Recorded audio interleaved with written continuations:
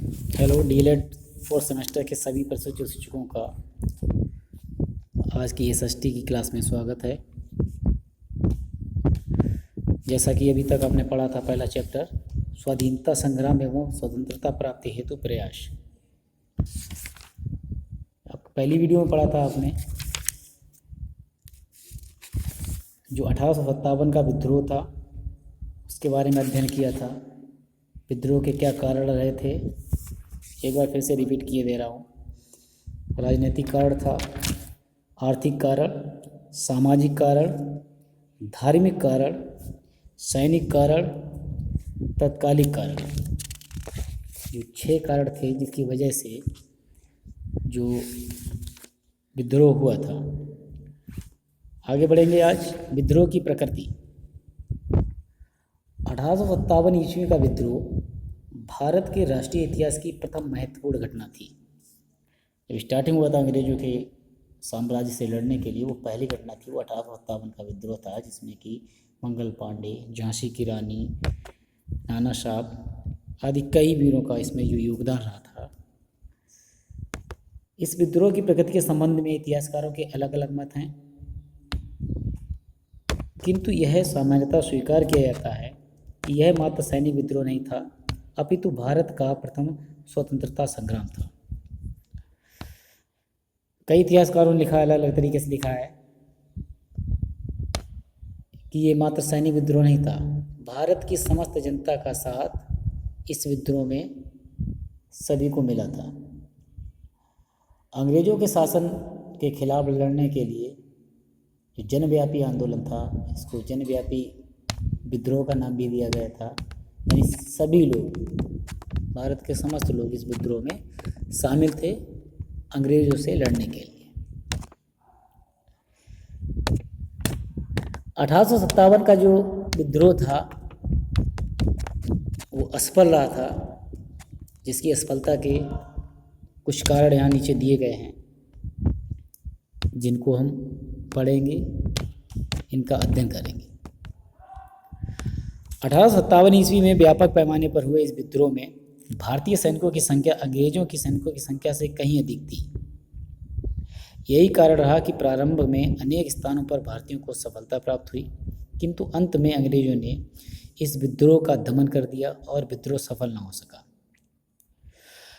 57 की व्यापक पैमाने पर हुए इस विद्रोह में भारतीय सैनिकों की संख्या अंग्रेजों के सैनिकों से कहीं अधिक थी, लेकिन एकजुट नहीं थी, जिस वजह से भारतीयों को इस विद्रोह में असफलता का सामना करना पड़ा। नंबर 1, विद्रोह का प्रारंभ समय से पूर्व होना। भारत के क्रांतिकारियों द्वारा विद्रोह की तिथि 31 मई 1857 निर्धारित की गई थी, किंतु बैरकपुर में सैनिकों ने उत्साह में आकर समय से पूर्व ही विद्रोह कर दिया, जिससे अंग्रेजी शासन, जो अंग्रेजी शासक थे, उनको इस चीज़ की भनक लग गई कि भारत में विद्रोह की जो आग है वो फैल चुकी है। वो सचेत हो गए और भारतीयों से लड़ने के लिए या इस विद्रोह का सामना करने के लिए अपने आप को पूरी तरीके से मजबूत तरीके से अपने आप को तैयार कर लिया। जगह जगह पर एक साथ ना होना, एक जगह स्टार्ट कर दिया, दूसरी जगह स्टार्ट नहीं हो पाया। बाद में जब तक स्टार्ट किया तब तक अंग्रेजों द्वारा पूरी तैयारी कर ली गई थी कि हाँ, इन लोगों से कैसे लड़ना है, कैसे इनका सामना करना है। नंबर 2, राष्ट्रीय भावना का अभाव। राष्ट्रीय भावना के अभाव के कारण भारतीय समाज के सभी वर्गों ने विद्रोह में साथ नहीं दिया, बल्कि सामंत वर्ग तो अंग्रेजों के साथ ही रहा। सभी लोग जानते हैं कि जब तक हमारे अंदर राष्ट्रीय भावना का विचार उत्पन्न नहीं होगा, राष्ट्र प्रेम के प्रति हमें राष्ट्र प्रेम की भावना का विचार हमारे अंदर उत्पन्न नहीं होगा, तब तक हम किसी भी प्रकार से राष्ट्र के लिए अपना कुछ भी देने के लिए तैयार नहीं रहते। सामंत वर्ग तो अंग्रेजों के साथ ही रहा। सामंत वर्ग से मतलब है जब उस टाइम के जमींदार लोग। यानी अंग्रेज़ों का जब यहाँ पर शासन चल रहा था तो जमींदार वर्ग पूरा अंग्रेज़ों के साथ ही था। अंग्रेज़ों द्वारा जो ज़मीन अधिग्रहण की गई थी उसको किसानों को लगान पे देना, उससे वसूली करना, उस वसूली के पैसे को अंग्रेज़ शासक तक पहुंचाने की जो जिम्मेदारी थी वो सामंत वर्ग के लोगों को दी गई थी। तो जिस कारण भी ये विद्रोह सफल नहीं हो पाया कि जब बड़े लोग हैं, जो साहूकार लोग हैं या जमींदार लोग हैं, वो सब उन्हीं के साथ हैं, तो जो विद्रोह की भावना थी या जिस विद्रोह जहाँ पर हो रहा था उसकी कई प्रकार की सूचनाएं अंग्रेजों तक अपने आप से ही पहुँच जाती थी, जिस वजह से भी ये असफल रहा। नंबर 3, सैनिक दुर्बलता। यद्यपि भारतीय विद्रोहियों ने साहस का प्रदर्शन किया किंतु अंग्रेजी सेना की तुलना में भारतीय सेना कमज़ोर थी। नाना साहब एक कुशल संगठनकर्ता थे किंतु एक अच्छे सेना नायक नहीं। बहादुर शाह जफर भी वृद्ध होने के कारण सैन्य क्षमता का कुशल प्रदर्शन न कर सका। जब अंग्रेज शासन स्टार्ट हुआ था तो बहादुर शाह जफर मुग़ल शासक थे या भारतीय शासक अंतिम शासक थे, जो वृद्ध हो चुके थे, तो उनमें वो क्षमता नहीं थी कि सेना का संचालन कर सके। नाना साहब भी एक कुशल संगठनकर्ता थे किंतु एक सच्चे सेना नायक नहीं, जो अपने विद्रोह में शामिल लोगों को सही तरीके से मार्गदर्शित कर सकें, जिस वजह से भी ये विद्रोह सफल नहीं हो सका। नंबर 4, नेतृत्व का अभाव। भारतीय सेना में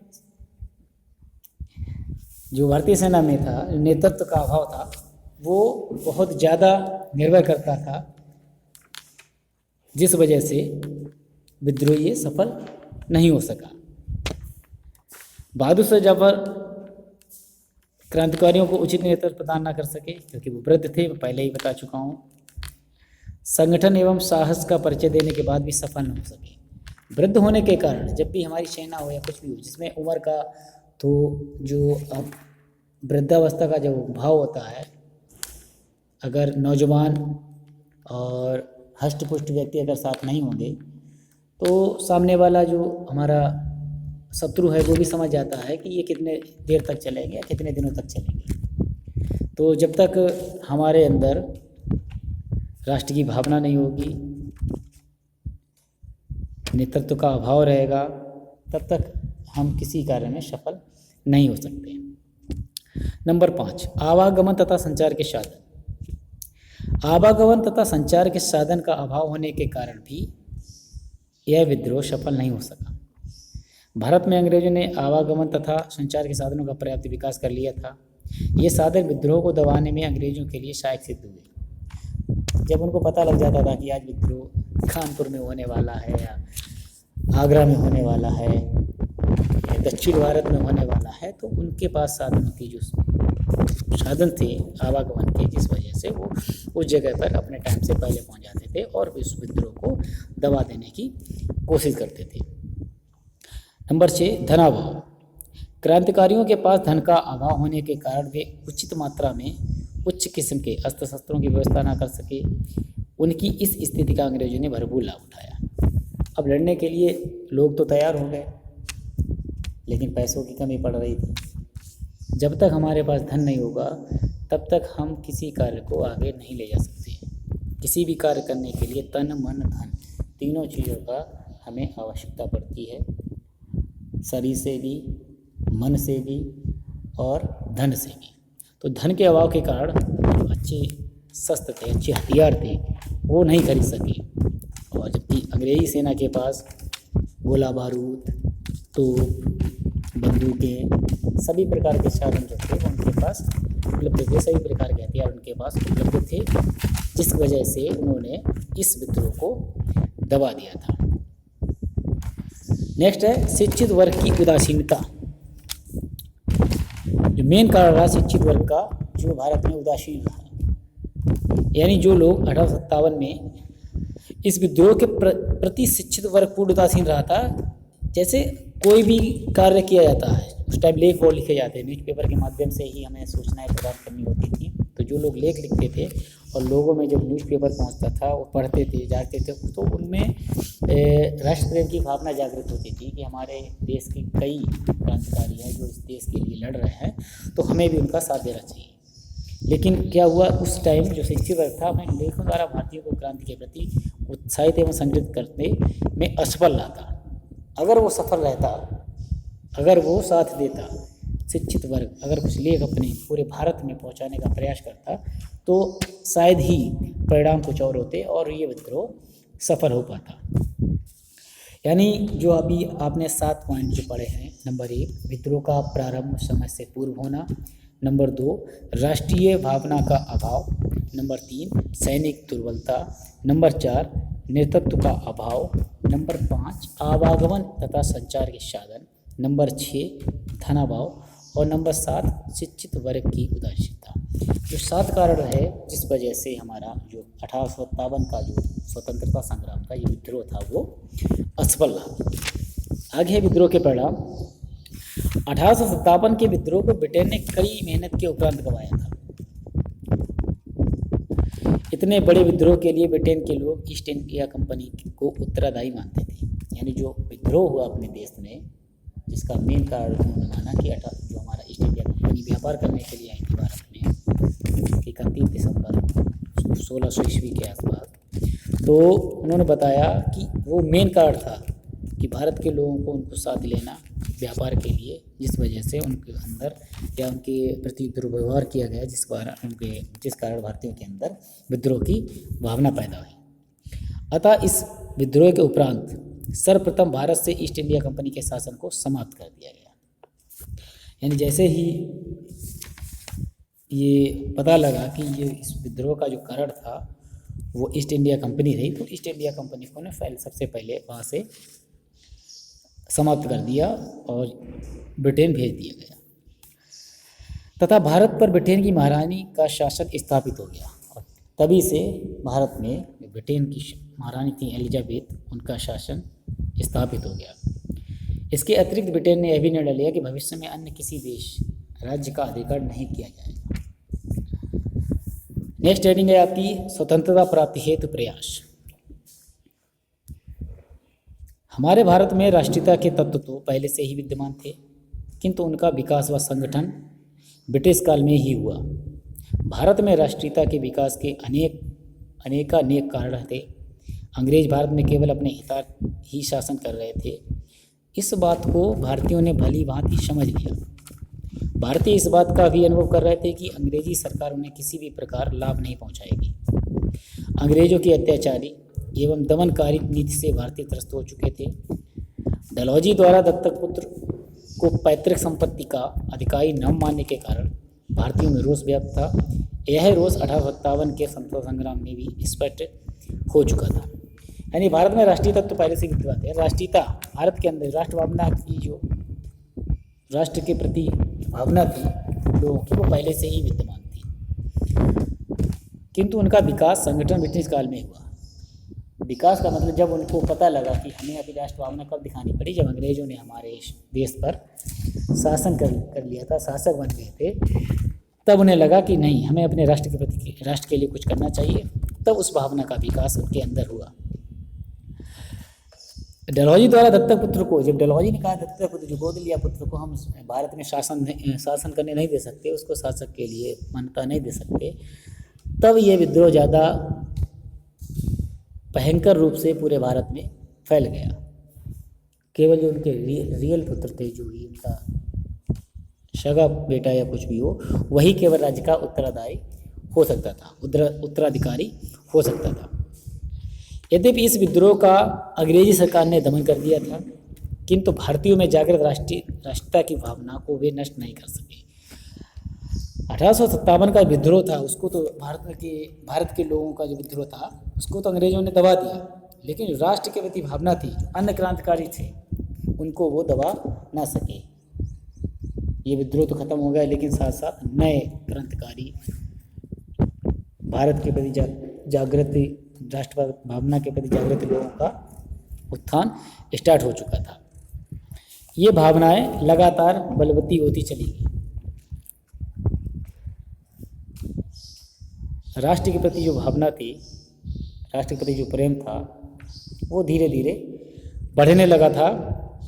अंग्रेजों ने भारत में अंग्रेजी शिक्षा का प्रचार इस उद्देश्य से किया था कि भारतीय साहित्य जिसमें भी भारतीय कलक तैयार कर सके, किंतु अंग्रेजी शिक्षा के प्रचार से भारतीय पाश्चात्य साहित्य के संपर्क में आए। मतलब उनका कहना था कि भारत में वह शिक्षा स्टार्ट की थी जिसकी वजह से उन्होंने कहा यहाँ पर क्लर्क यानी उच्च अधिकारी तो बना लेंगे हम, जो यहाँ पर भारत के लोगों पर राज्य करने के लिए काफ़ी हद तक कामयाब हो सके। क्लर्क लेवल की शिक्षा दी है, यानी कि हमारे अधिकारी रहेंगे वो हमारे देश के रहेंगे, ब्रिटिश शासन के रहेंगे, और जो लेबर वर्क है वो भारत में ही हम तैयार कर लेंगे।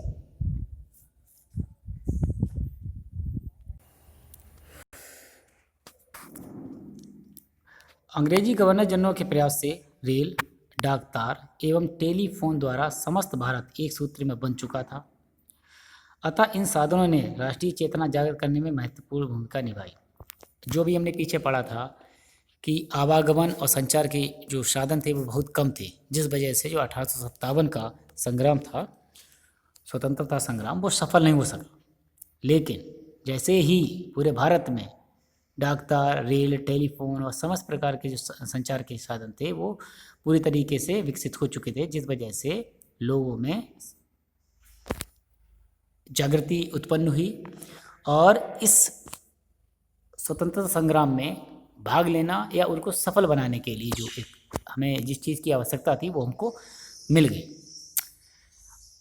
1905 ईस्वी में लॉर्ड कर्जन द्वारा बंगाल विभाजन की घोषणा ने तो आग में घी का काम किया। जब 1905 में लॉर्ड कर्जन द्वारा बंगाल विभाजन की घोषणा की गई तो लोगों में उसके विरुद्ध, अंग्रेजी शासन के विरुद्ध जो भावना थी वो और तेज हो गई। समस्त भारत में स्वतंत्रता प्राप्ति हेतु आंदोलनों की बाढ़ सी आ गई और यह बाढ़ 1947 में ही जाकर शांत हुई, जब भारत पूर्ण रूपेण स्वतंत्र हो गया। यानी जिस प्रकार के अंग्रेजों द्वारा, लॉर्ड डलहौजी द्वारा, लॉर्ड कर्जन द्वारा कई प्रकार के जो ऐसे भारत के भारतीयों के खिलाफ जो शासन किया गया, जो उनके खिलाफ गलत तरीके से कह सकते हैं गलत निर्णयों का या गलत अधिकारों का जो उन्होंने प्रयास किया, जिस वजह से अंग्रेज़ों के खिलाफ भारतीयों ने अपना रोष व्यक्त किया। चाहे वो जलियांवाला बाग वाला कांड हो, चाहे वो लाला लाजपत राय के ऊपर लाठीचार्ज का हो, चाहे वो गांधी जी के ऊपर लाठीचार्ज का हो। जिस प्रकार से भारतीयों को सताने में अंग्रेज़ों ने भारतीयों को सताने में अधिक प्रयास किए, धीरे धीरे करके भारतीयों को राष्ट्र भावना के प्रति जागृत करने में सफल कर सके, जिस वजह से सन 1947 में जाकर भारत को पूर्ण रूप से स्वतंत्रता की प्राप्त हुई। तो आज की वीडियो में इतना ही। कल स्वतंत्रता प्राप्ति हेतु किए जाने वाले प्रयास, इनके बारे में अध्ययन करेंगे। धन्यवाद।